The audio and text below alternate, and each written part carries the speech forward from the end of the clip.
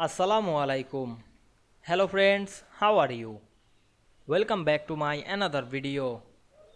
In this video, I am going to show you how to remove border from second page in Microsoft Publisher. Let's get started. Firstly, we have to open a Publisher document. Now we want to remove the border from the second page. Go to the second page and we can see here already inserted a border. Now we click the base border option and press delete on our keyboard.